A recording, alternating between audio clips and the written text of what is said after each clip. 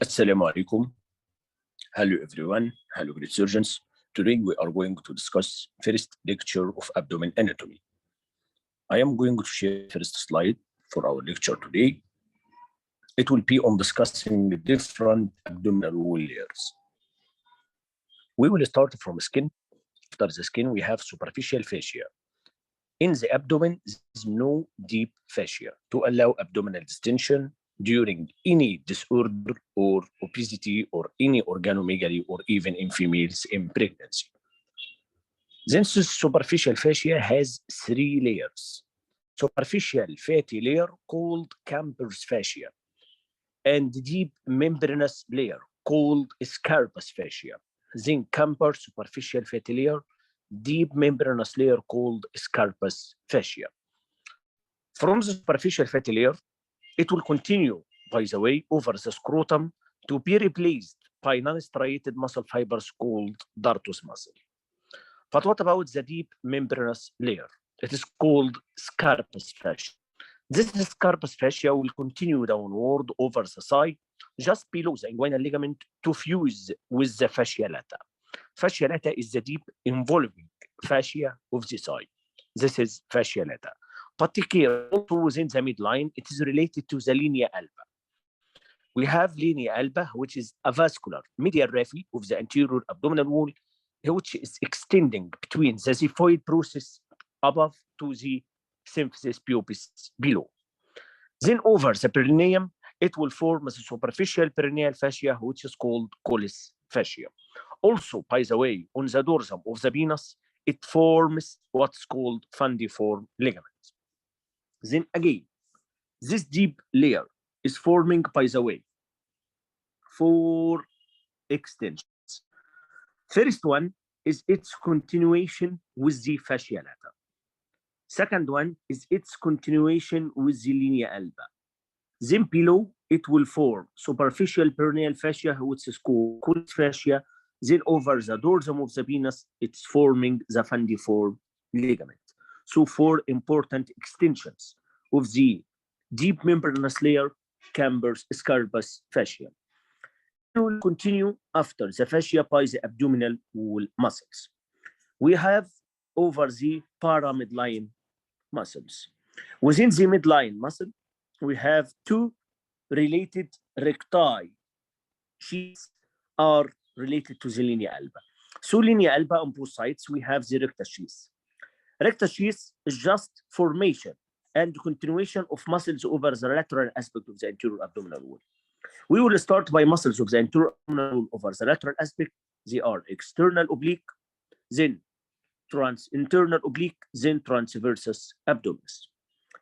By the way, this external oblique muscle is forming downward reflection over the groin by what's called inguinal ligament. This inguinal ligament is formed by external oblique aponeurosis. This inguinal ligament has attachment from anterior superior iliac spine, as you see here, then downward as reach to the pubic tubercle. You have also medial extension, crescent shape over the medial aspect of the inguinal ligament called lacunar ligament or Gambernat ligament. The way inguinal ligament is called Poppart ligament. Then you have the rectus muscle.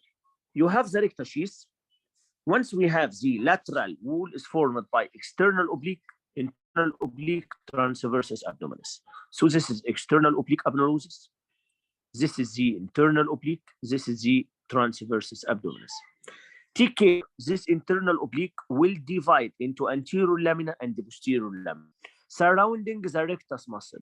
So anterior wall of rectus sheath is formed by external oblique aponeurosis and anterior lamina of internal oblique. Then you will find the rectus muscle and the pyramidalis muscles. Then posterior to the rectus muscle, you will find posterior lamina of internal oblique and the transversus abdominis muscle. Take care, this is all over the length of the anterior abdominal wall? No. This will continue from above downward until we reach distance midway between the umbilicus and symphysis pubis. Here we have all those three layers will come anterior to rectus muscle. So posterior to it only, you will have fascia transversalis. You will have fascia transversalis muscle. So this is between the umbilicus and symphysis pubis. You have the arcuate line at this level. All the three layers forming the boundaries and relations of the rectus muscle will come anterior to it and form what's called anterior wall rectus sheath. This is, by the way, a common question each exam, and it is coming each recall. When asking about which layer is commonly divided in phenostele incision, it is the anterior wall rectus sheath, because below the arcuate line, you have the phenostele incision. Arterial supply and venous drainage of the anterior abdominal wall at superficial level and at a deeper level. At superficial level, you will have artery from above. It is a musculophrenic, which is a continuation from the internal mammary artery. Internal mammary artery, by the way, is branched from subclavian, where it is forming vitamin C and D.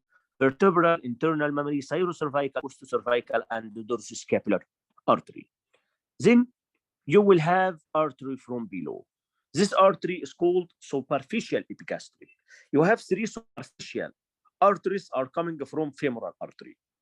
What are those arteries? Superficial epigastric, superficial circumflex iliac, superficial external pudendal.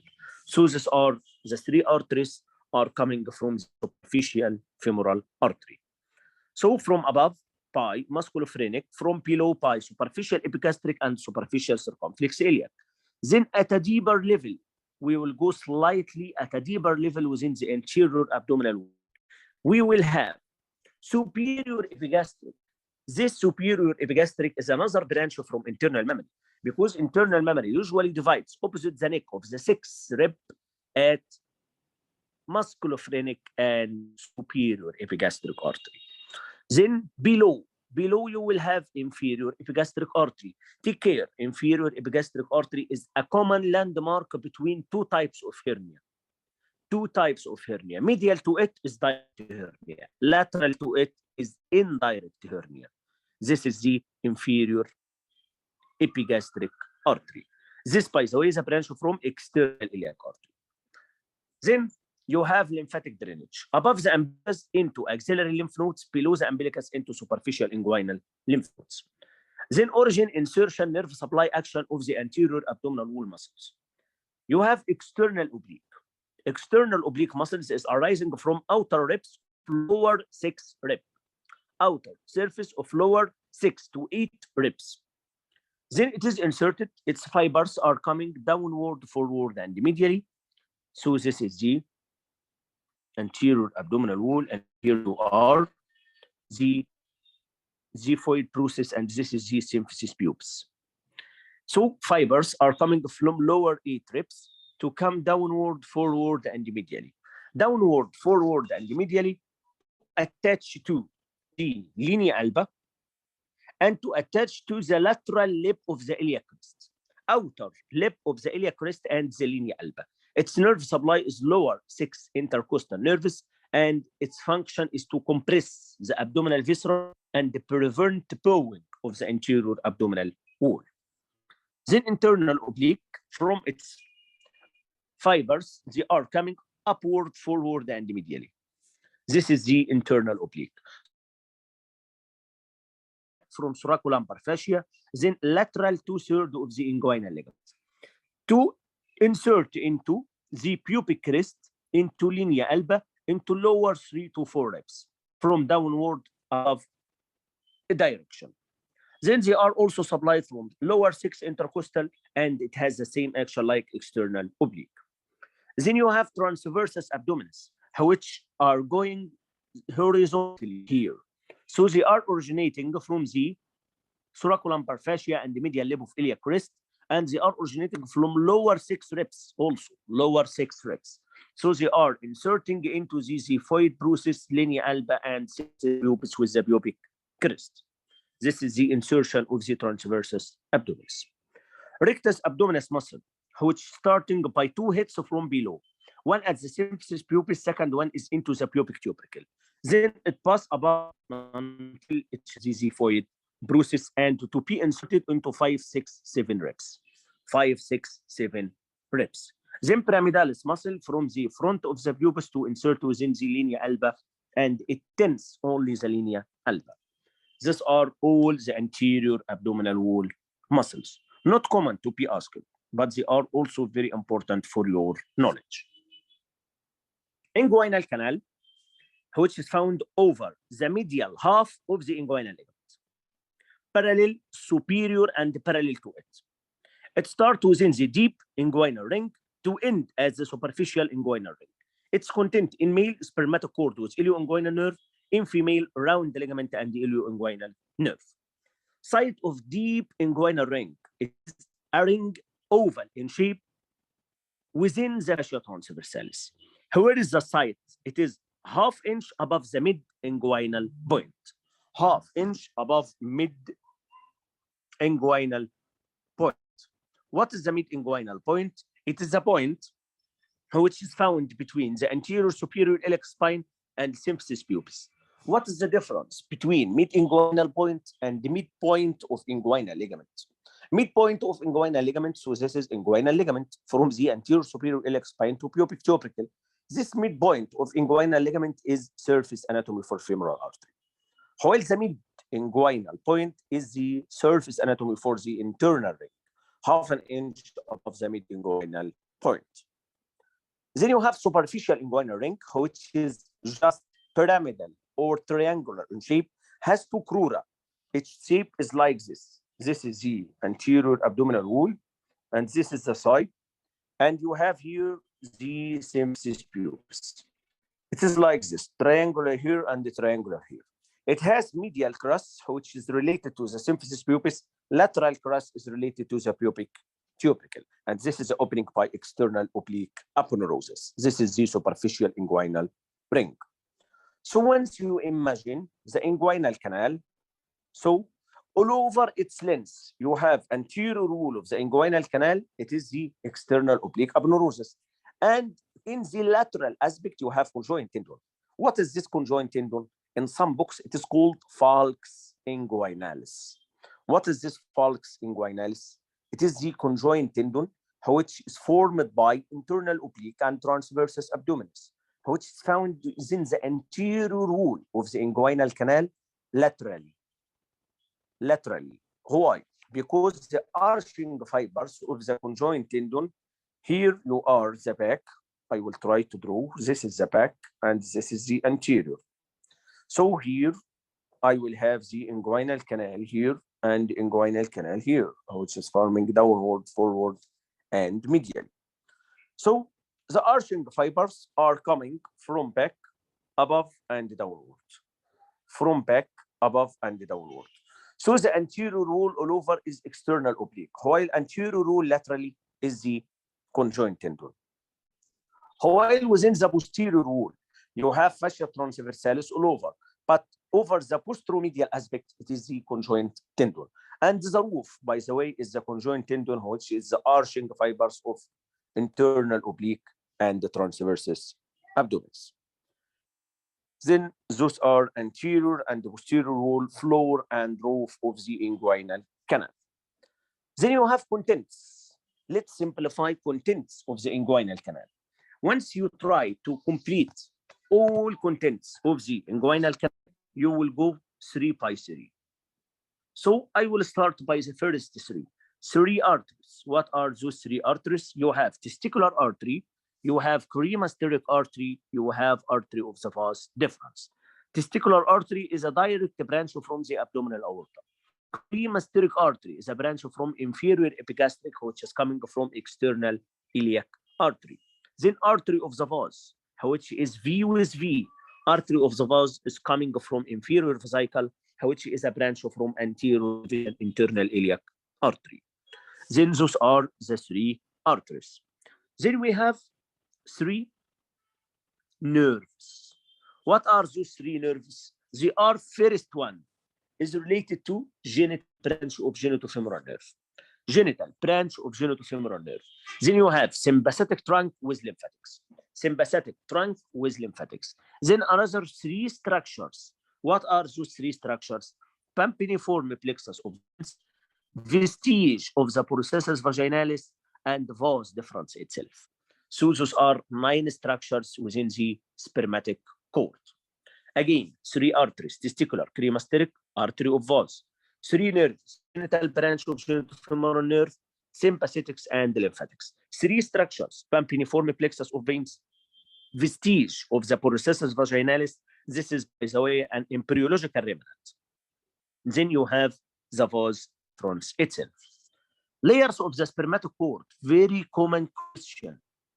Keep this area as your name. This is very important. Here, you have external spermatic fascia, which is derived from external oblique aponeuroses. Then cremasteric muscle and fascia from internal oblique. Then internal spermatic fascia from fascia transversalis. So you will go according to the arrangement of the anterior abdominal wall. You have external oblique, you have internal oblique, then you have fascia transversalis. External oblique will continue as external spermatic fascia. Internal oblique will continue cremasteric muscle and fascia. Fascia transversalis will continue downward to form the internal spermatic fascia. Okay, then we have the inguinal hernias. We know the difference between direct and indirect hernia. Where direct hernia is found medial to inferior epigastric artery, while indirect hernia is lateral to inferior epigastric artery. How will you know this? When you see anatomically over the body, you will see this is the abdomen, this is the pose legs, and you have here the rectus muscle. Rectus muscle here and another rectus muscle here. Inferior epigastric artery is passing here. Inferior epigastric artery, medial to it, you have triangle called Hasselbach triangle. What are the boundaries? Piloinguinal ligament. Medially is the lateral border of the rectus sheath, and laterally is inferior epigastric artery. This is called Hasselbach triangle. Hasselbach triangle is the site for formation of direct hernia. And you have inferior epigastric artery, lateral to it, you have the internal ring, which is the start of the indirect hernia to pass downward, forward, and medially towards the scrotum. So important landmark in inguinal hernia is inferior epigastric artery. Boundaries of Hasselbach triangle is also common to be asked.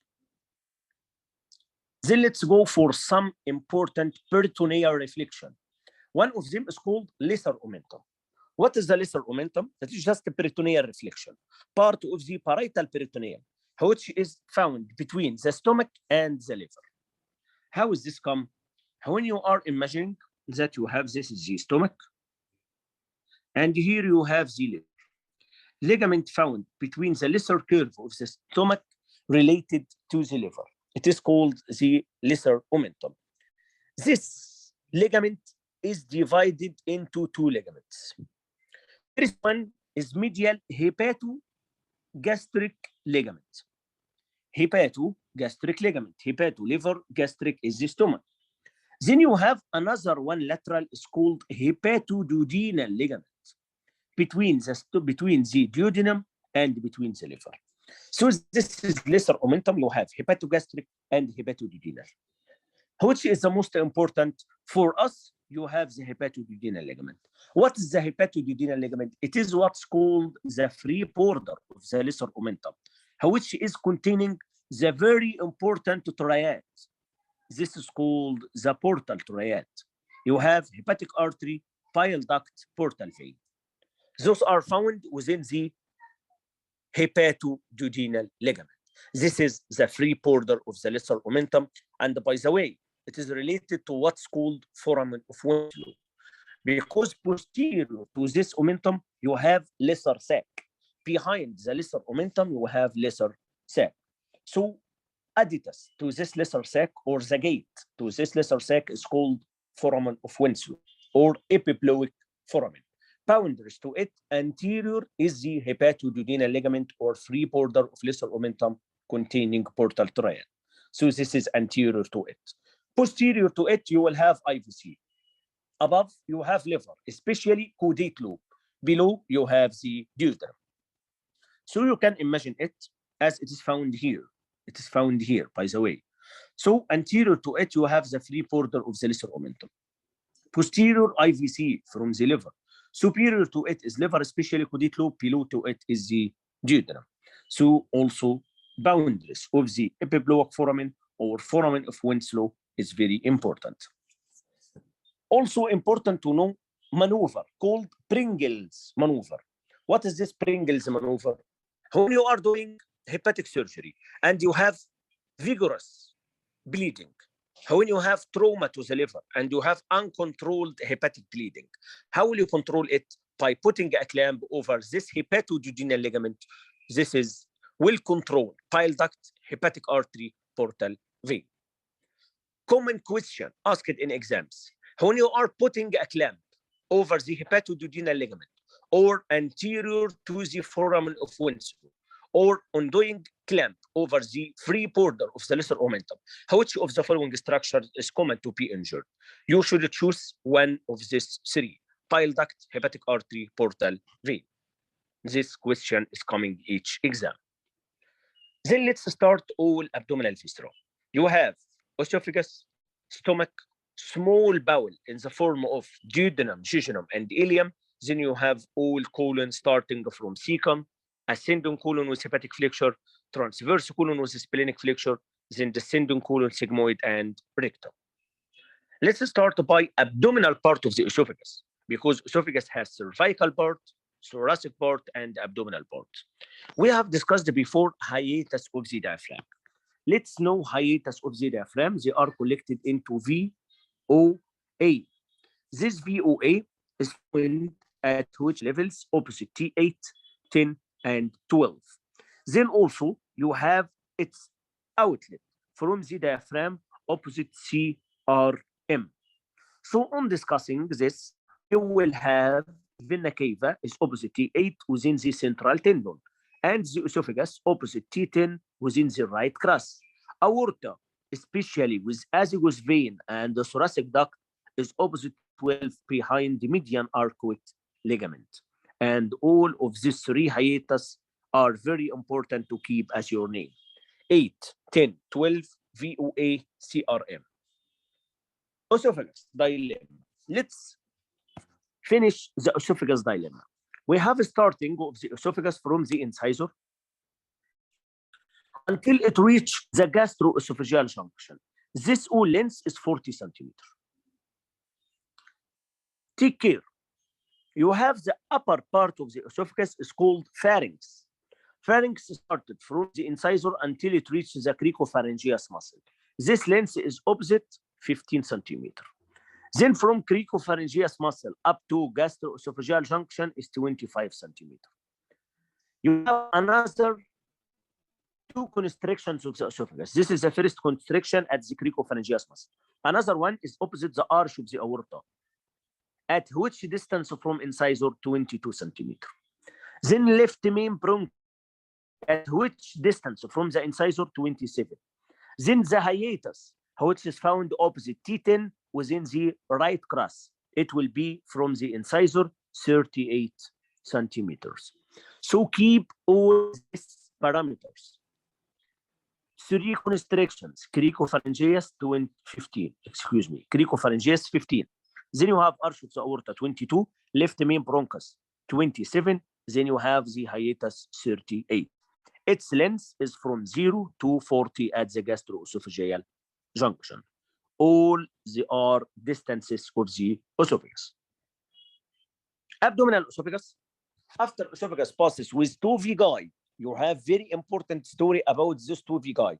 Left will be anterior, while right will be posterior. Again. Anterior vagal trunk. Anterior vagal trunk. Anterior vagal trunk is the left, by the way, but it has rotation. So you have here a rotation. You have here a rotation. Once you have right and left vagal trunk within the thorax, once you pass through the esophageal hiatus, so the left one become anterior. Keep this. The left one become anterior. Arterial supply of this abdominal esophagus is from esophageal branch from left gastric. Left gastric, by the way, is coming from celiac trunk with another two branches. Celiac trunk is a major branch from the abdominal aorta. It gives three arteries: left gastric, splenic, and common hepatic. Left gastric, splenic, and common hepatic. And this will be discussed in the next lecture. But here you have left gastric artery. This left gastric artery is giving esophageal branches to supply the abdominal part of the esophagus. Another artery also, it is left inferior phrenic artery. You have superior phrenic, which is coming from the thoracic descending aorta, while inferior phrenic is branch from the abdominal aorta, opposite T12. So left inferior phrenic, opposite the left side, is giving also esophageal branches to the abdominal esophagus. Stomach, which is the most dilatable part of the GIT, and it carries in capacity 1.5 liters. It is like G-shape when you are taking it from vertical axis. Over horizontal axis, it is like steer horn. Then on discussing anatomical parts of the stomach, you have here, as you see, upper part of the stomach is called the cardia. After this cardia, you have fundus, then body, then pylorus. Take care, pylorus parts are like acute coronary syndrome, ACS. You have antrum, canal, sphincter. ACS like acute coronary syndrome. ACS, antrum, canal, sphincter. So pyloric antrum, then pyloric canal, then later on you have pyloric sphincter for start of the first inch of the duodenum, which is called duodenal cap. Then you have other features of the stomach. Greater curvature, which is found opposite the left side, then lesser curvature found medially. Greater curvature is related to greater omentum. Lesser curvature is related to lesser omentum. Lesser omentum has two parts are called hepatogastric and hepatoduodenal ligaments. Then from the stomach to the colon, you have the greater omentum.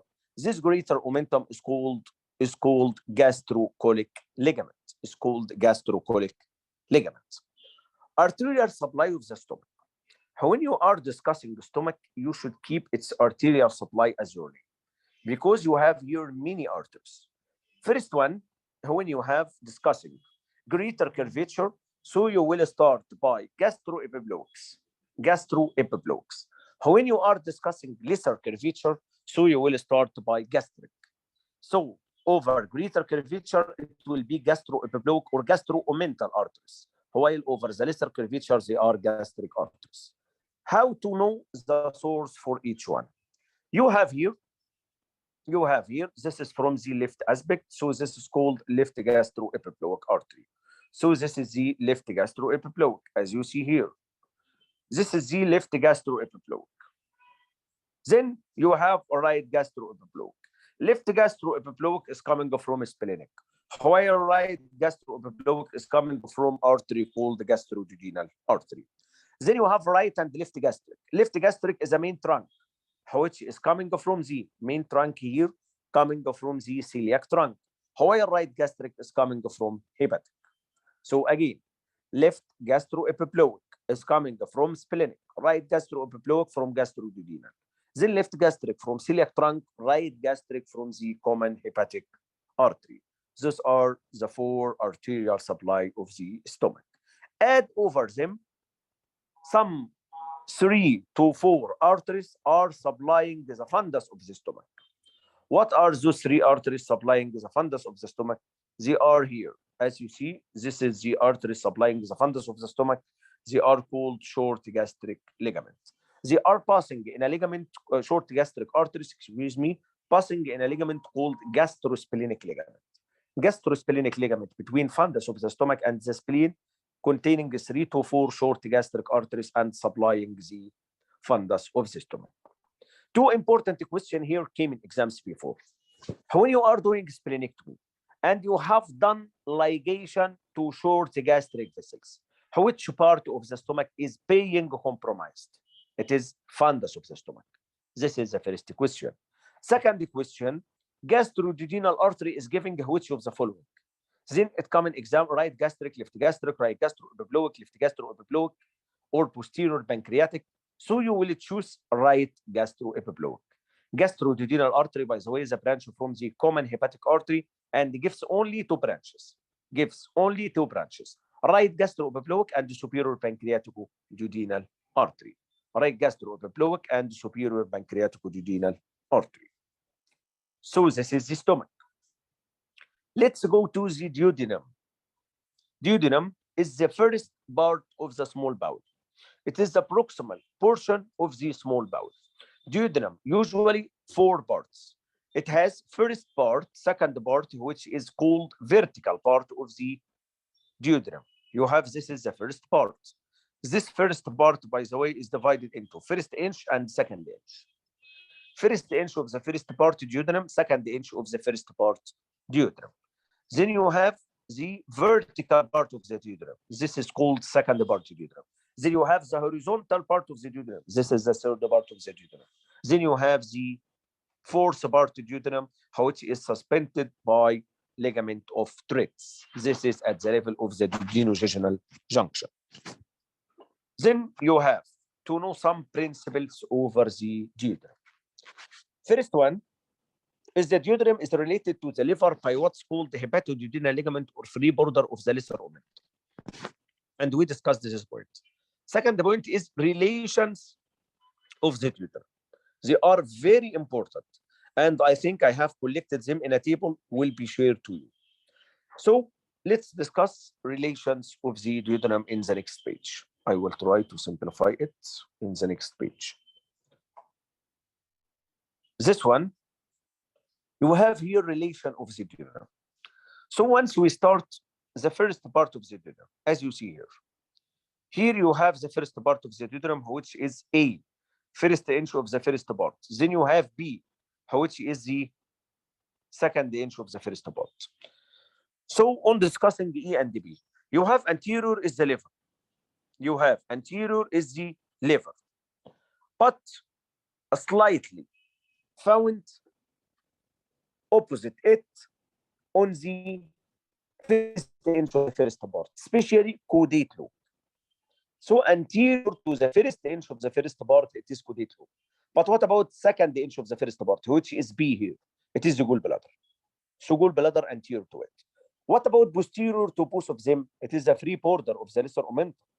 It is the it is the hepatoduodenal ligament containing three important triad. It will be here gastroduodenal artery, by the way. Then you have bile duct and the portal vein. So these are relations of the first inch and second inch of the duodenum. Anterior to first inch, caudate lobe. Anterior to second inch, it will be gallbladder. Then posterior to both of them, it will be free border of the lesser omentum, containing gastroduodenal artery, portal vein, and bile duct. So when you are discussing also superior to it, it will be the neck of the gallbladder. Then inferior, you have the neck of the pancreas. After this first part of the duodenum, you will go into vertical part of the duodenum, and in some books, it is called descending part of the duodenum. It will start from the level of the pylorus and the level of the first part of the duodenum. It is opposite L1. It is called transpyloric plane. This transpyloric plane is opposite 9th costal cartilage. L1 opposite 9th costal cartilage, you will have the first part of the duodenum. So here we will start opposite L1. This is here. And you will go descending downward until we reach the third part of the duodenum opposite L3. Then we will go in the fourth part of the duodenum, which is found opposite L2. So duodenum will start from L1, passing by L3 to end opposite L2. This is the duodenum. Then relation of the second part. Second part, as you see, you have medial to it is the pancreas. Lateral to it, you will have here the right kidney. Then posterior to it, once you have here the right kidney, so you will have renal pelvis and ureter passing opposite the psoas major muscle. So posterior to second part duodenum, you will find the renal pelvis with the ureter and psoas major muscle. While which structure is passing anterior to it, you will have the transverse colon, and the transverse mesocolon is related anterior to the second part duodenum. Also, you will have some coils of the small intestine, which is ileum and jejunum. Then, third part duodenum. Third part duodenum, above to it is the uncinate process of the pancreas. Above to it is uncinate process of the pancreas. Then, anterior to it. Anterior to it, you should know that root of small bowel mesentery containing superior mesenteric artery medial, then superior mesenteric vein lateral. This is the root of mesentery containing two important vessels passing anterior to uncinate process and third part duodenum. While posterior to the third part duodenum, you have 3 by 3. You have 3 by 3. What are those 3? You have the ureter also passing over the psoas major muscle. So ureter and psoas major muscle. Then you have the IVC with the gonadal vessels. Then you have the aorta and the inferior mesenteric artery. So these are 3 by 2. Excuse me, 3 by 2. Then you have ureter passing over the psoas major muscle. Then you have also IVC with gonadal vessels. Then also aorta with the start of the inferior mesenteric artery below the third part duodenum. So once you are searching on left hemicolectomy, so you should search below the third part duodenum and below the pancreas to reach the level L3. This is for high ligation in a patient who is doing low anterior resection of the rectum. Then the fourth part of the duodenum. This is the part which will end by the ligament of Treitz at the level of the DGL2. You will have here lateral to it, it is the pancreas. Excuse me, medial to it, it will be the pancreas. Then you have also lateral to it, it will be the left kidney and left suprarenal. This is the left side of the fourth part duodenum. Then posterior to it, you will have the left psoas major with left ureter, left psoas major with left ureter. While medially to this part, you will find the root of mesentery and uncinate process of the pancreas. Anterior to it, you can find coils of the small bowel, especially jejunum and ileum.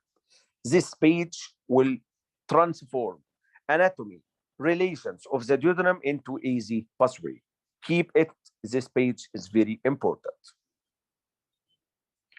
Next page on discussing the difference between ileum and jejunum. What is the difference between ileum and jejunum? In order to know, you have a very important schedule here. This table is very important to memorize. Jejunum, by the way, is the proximal 2/5 of the small bowel, while ileum is the distal 3/5 of the small bowel. Jejunum has thick wall and wider lumen, while the ileum has thin wall with narrow lumen. Thin wall with narrow lumen. While increased vascularity with few arterial arcades and long vasa recta also within the jejunum. While the ileum has small vascularity with many arcades and short vasa recta. This is the ileum. Take care also, jejunum has less two things, less fat, less Peyer's patches. While the ileum has high fat and high Peyer's patches. Again, difference between jejunum and the ileum. Proximal 2/5 is jejunum. Distal 3/5 is ileum. Thick wall, wide lumen, it is jejunum. Thin wall, narrow lumen, it is ileum. Increased vascularity, few arcades with long vasa recta, it will be jejunum. While less vascularity, many arcades with short vasa recta, it is the ileum. Then less fat and less Peyer's patches in jejunum, while more fat and more Peyer's patches is within the ileum. Blood supply of ileum and jejunum is from ileal and jejunal branches from superior mesenteric artery because they are from the midgut supplied by the superior mesenteric artery. Then let's continue over the colon. This is the large bowel. We have here the large intestine, which is started by the cecum and the appendix. Cecum is the most dilatable part of the large colon. This is the most dilatable part. and it can reach up to 10 centimeter. Let's take length for each part of the large bowel. On discussing length, so cecum will be 7.5 centimeter, ascending colon 15 centimeter, transverse colon 50 centimeter, then descending colon 25, sigmoid can reach up to 40 centimeter, then you have the rectum, which can reach up to 15 to 25 centimeter. The anal canal, it can reach up to 4 centimeter.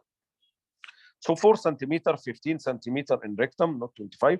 Then you have the sigmoid 40, descending colon 25, transverse colon 15, ascending 15, and cecum is 7.5. This is all length of the large colon, which may reach up to 1.5 meters. Then 3 important criteria of the large bowel. They are hostration, tinea coli, and appendices epiploic.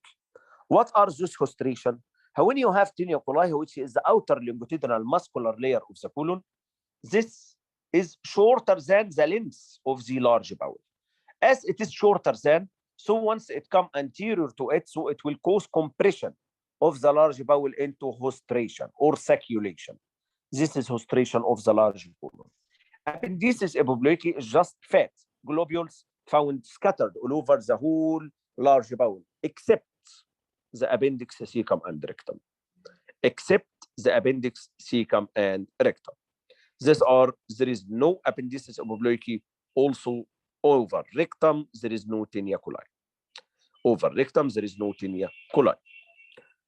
Then sites of the appendix. Appendix, by the way, vermiform appendix is tonsils of the GIT, and it has many different sites. The most common site is retrocecal, and it is forming about 74%. Then after it, you have pelvic, which is forming about 20%. After it, you have subcecal, which is 30%. Then the pre-ileal, post-ileal, 1.5% and 0.5%. Once you calculate all of this, so you will have missed 1%. This is for subhepatic and retrocolic appendix. Subhepatic and retrocolic appendix. So the most common site for the appendix is retrocecal. The second most common is pelvic. The third most common is subcecal. These are the most common sites for the vermiform appendix. Appendix supply is from appendicular artery, which is coming from ileocolic. This is coming from the superior mesenteric artery. Its nerve supply, dermatomal supply of the appendix is T10, which is the same dermatomal supply to the umbilicus. So once you have starting visceral pain of the umbilicus, it starts at the periumbilical region because it has the same dermatomal supply with T10. So keep this also because it is common to be asked. Then we will continue by cecum, ascending colon, transverse colon, and descending colon. You have here the arterial supply of the cecum. Cecum is coming anterior and the posterior cecal artery, and they are from ileocolic, which is a branch from superior mesenteric. While appendicular arteries, there are 2 to 3 arteries are coming from ileocolic, also from superior mesenteric. Ascending colon. What's the blood supply of the ascending colon? You have artery called right colic artery. Right colic artery, as you see, this is here. You have here the right colic artery. This right colic artery is the supply to the ascending colon.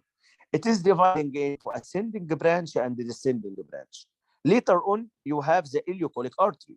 This is the ileocolic artery, which is giving cecal branches, anterior and posterior. Then it's giving you appendicular branches.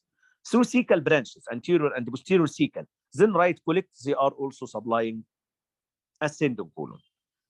Then until you reach the medial 2/3 of the transverse colon. This is the end of the midgut, and here you will start hindgut. So supply from foregut from celiac artery. Supply of midgut from superior mesenteric artery. Supply of hindgut is from inferior mesenteric artery.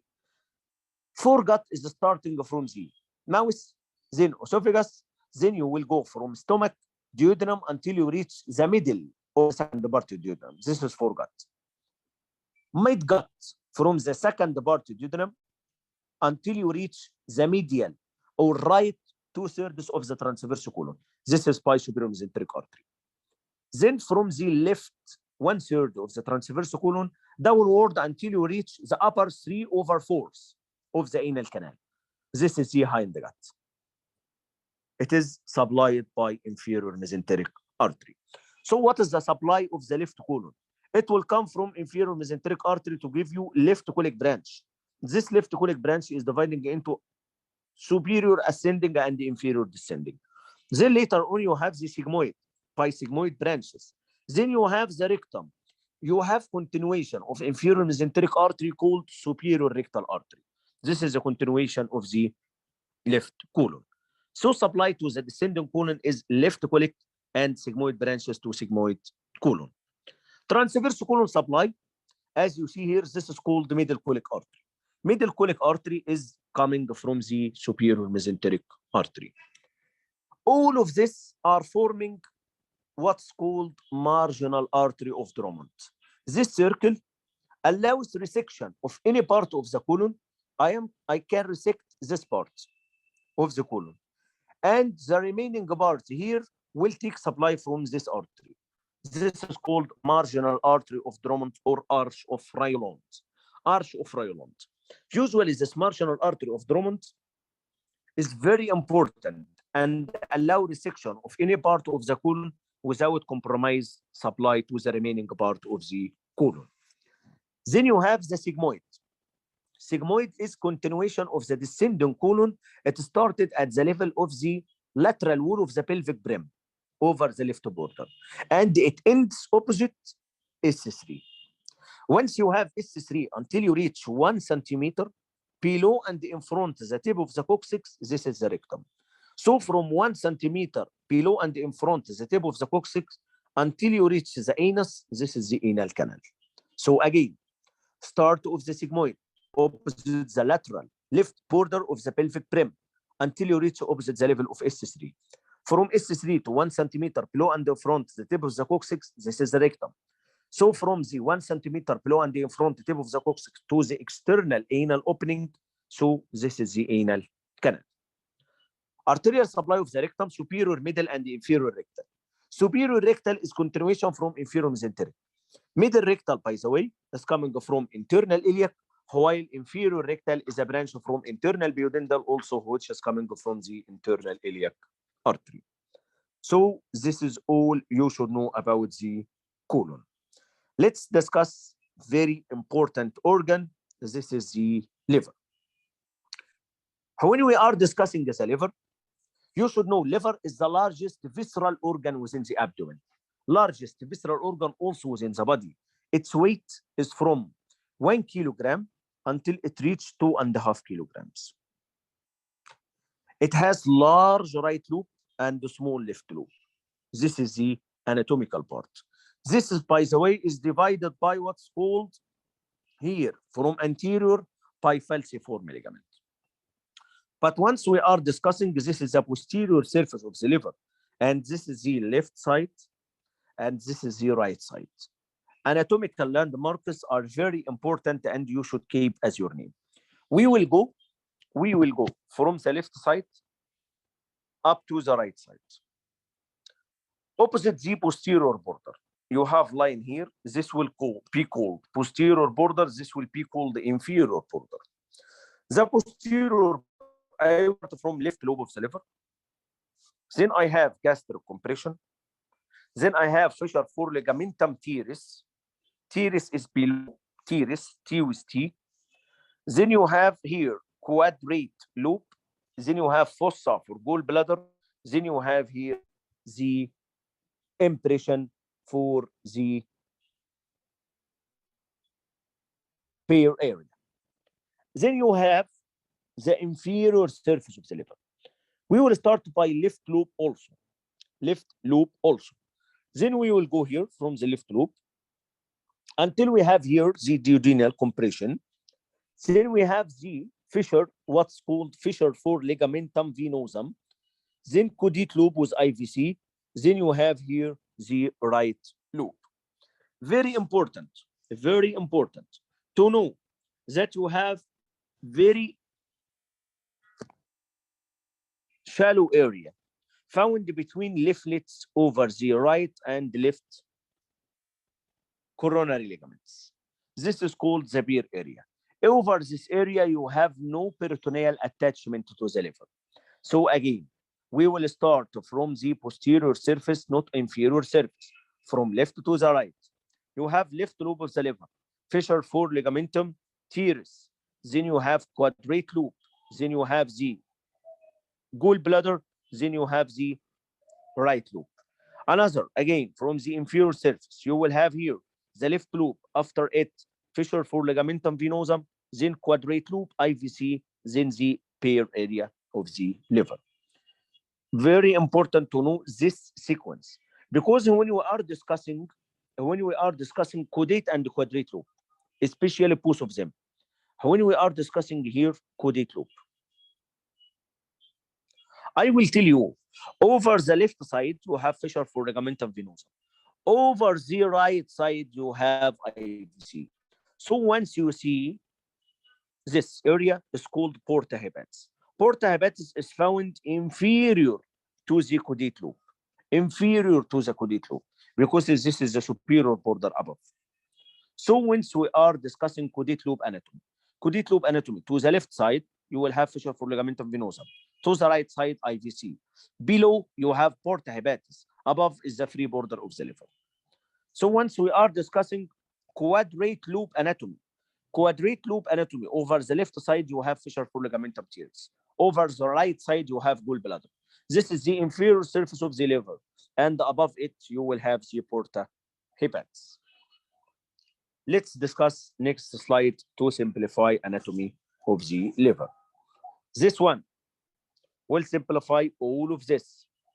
You will have here, this is the right loop, and this is the left loop. So this is the right, and this is the left. So I have here the colic compression over the right side and renal compression for the right kidney. Then you have here the stomach compression, and here this is the pair area, which is found over the right side of the IVC between the two leaflets of the coronary ligament anterior and posterior leaflet. Take care. Over the right side, anterior and posterior leaflet of the coronary ligament are forming right triangular ligament. While opposite the left side, you have the left triangular ligament. So I have now told 5 ligaments related to liver. First one, over the diaphragmatic surface, it is called falciform ligament. Falciform ligament will transform the diaphragmatic surface of the liver related up to the diaphragm and the anterior abdominal wall until it reaches the umbilicus. This is the falciform ligament. Then you have 2 triangular ligaments. Left triangular ligament and right. Right is formed by anterior and posterior coronary ligament. Between the 2 leaflets of the coronary ligament, you have the beer area. Then you have 2 another ligaments. Ligamentum teres. Teres is below.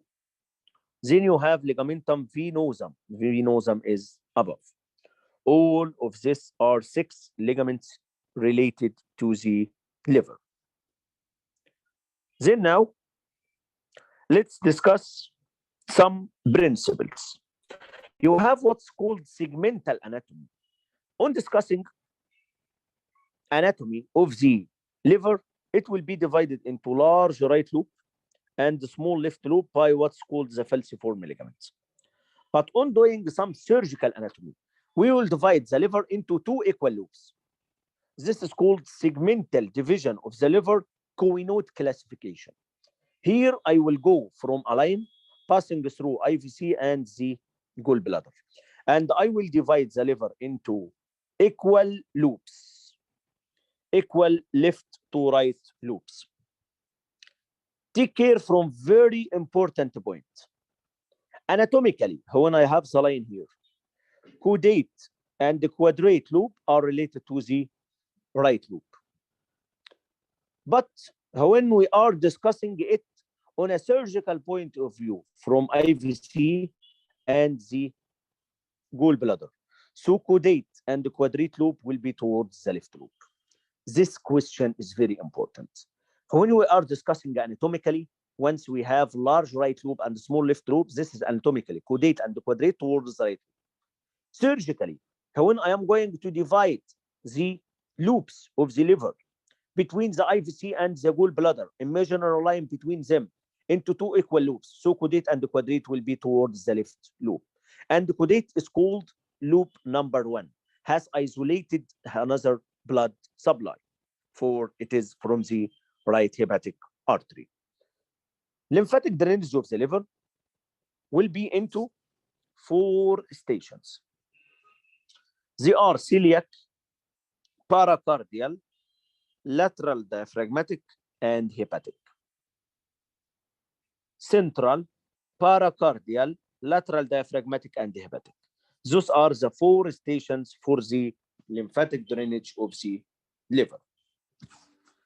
Another two important information from the liver. First one is what's called hepatorenal recess. This is called the Morrison pouch. This Morrison pouch between the liver and below it you have the kidney. This is the hepatorenal recess. By the way, this area is the most dependent area when you are lying, when you are supine. But once you are standing,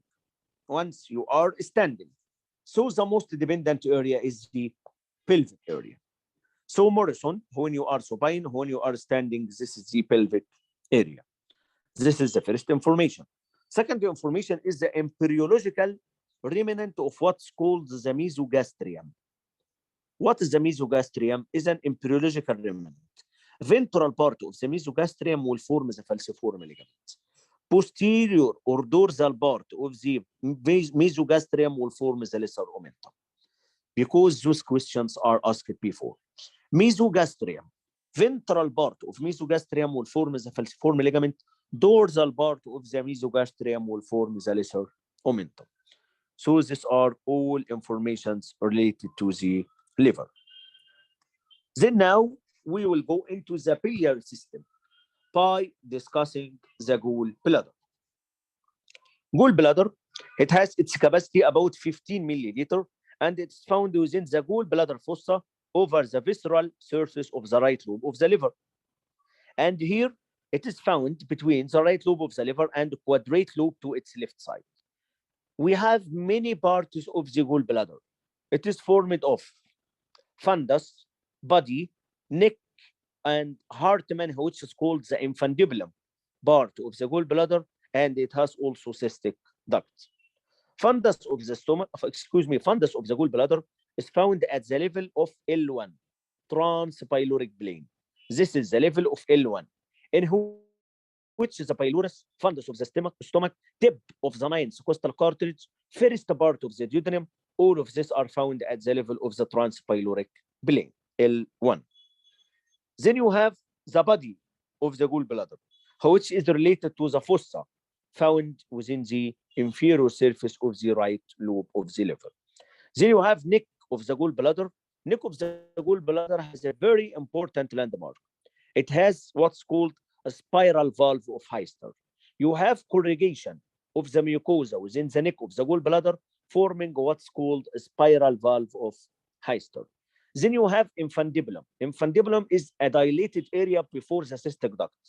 Once it became more and more pathologically dilated, it forms what's called the Hartmann pouch. So infundibulum or Hartmann pouch, here, this is the part of the gallbladder. Later on, the cystic duct. Cystic duct, it will join the common hepatic duct to form the common bile duct. Arterial supply of the gallbladder. It is from cystic artery, which is a branch from right hepatic artery. Function of the gallbladder, it acts as a reservoir, and also it became very important in concentration of the bile. Very important in concentration of the bile. I will add another important information regarding nerve supply of the gallbladder. Keep it as your name because it discussed before. Nerve supply of the gallbladder, you have sensory innervation from the right phrenic nerve. You have sympathetic innervation from the greater splanchnic nerves from T5 to T9. are coming, by the way, from the celiac plexus. Parasympathetics, it will come from vagus, which control contraction of the gallbladder and release of cholecystokinin and secretin from the proximal part of the small bowel. Also, vagus is controlled by the celiac plexus. So celiac plexus will send the sympathetics through greater splanchnic nerves from T5 to T9 to cause sympathetic innervation to the gallbladder, and also will send through vagus parasympathetic innervation to the gallbladder. And its sensory supply is from right phrenic nerve. Pancreas, which is found within the stomach bed, separated from it by the lesser sac. All parts of the pancreas are retroperitoneal except the tail. This tail is an intraperitoneal within peritoneal reflection called lienorenal ligament. What is this lienorenal ligament? This lienorenal ligament or splenorenal ligament between the spleen and the kidney. And it contains three important structures: splenic artery, splenic vein, tail of pancreas. So once you are doing splenectomy and you have ligated the lienorenal ligament, you will have fear to injure the tail of pancreas. Once you injure the tail of pancreas, biliary fistula can occur. Parts of pancreas, it is head, neck, body, tail.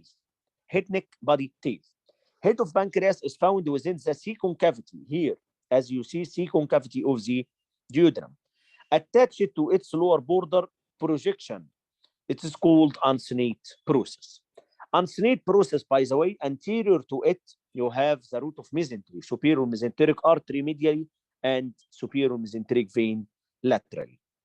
Neck of pancreas. Neck of the pancreas, by the way, is opposite the level of L1 also. This is the transpyloric plane.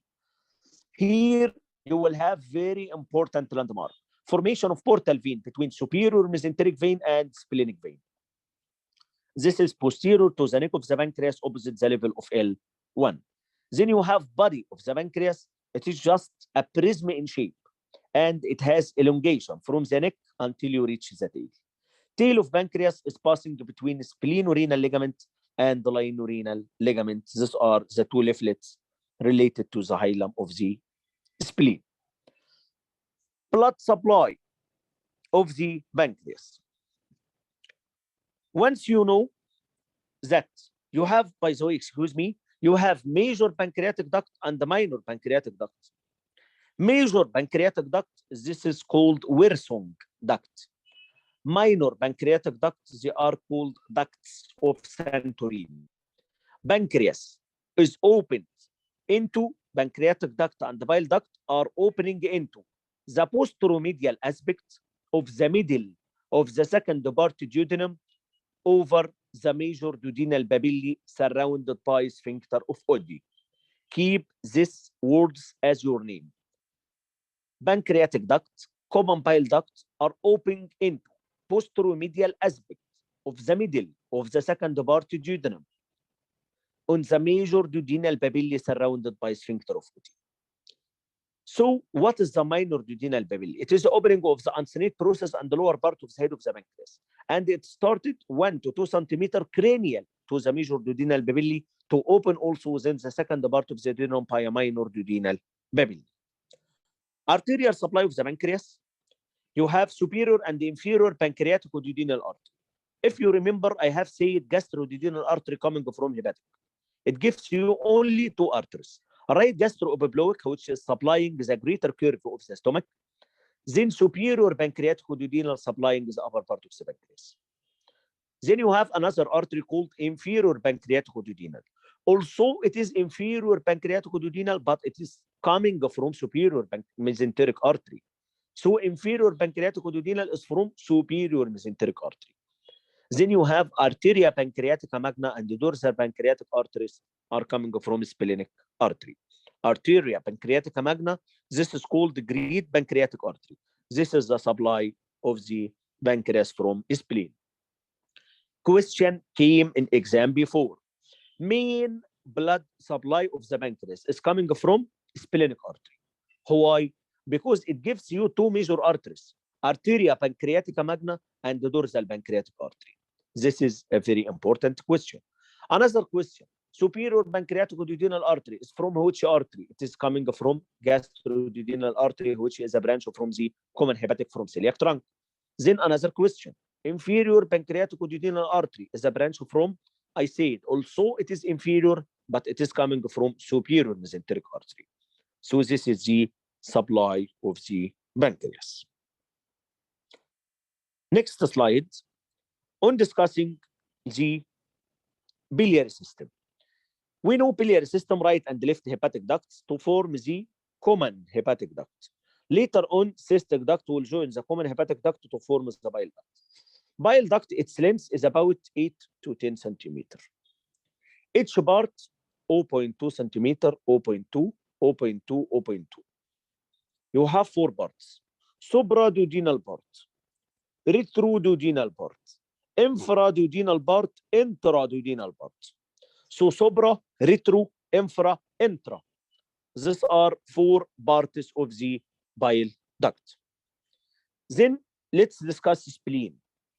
Spleen is one of the most common organs to be injured in the stomach, in the abdomen. Spleen is found within the left hypochondrial area. Once you have relations of the spleen, let's simplify it by a very important way. What is the simplification of the spleen?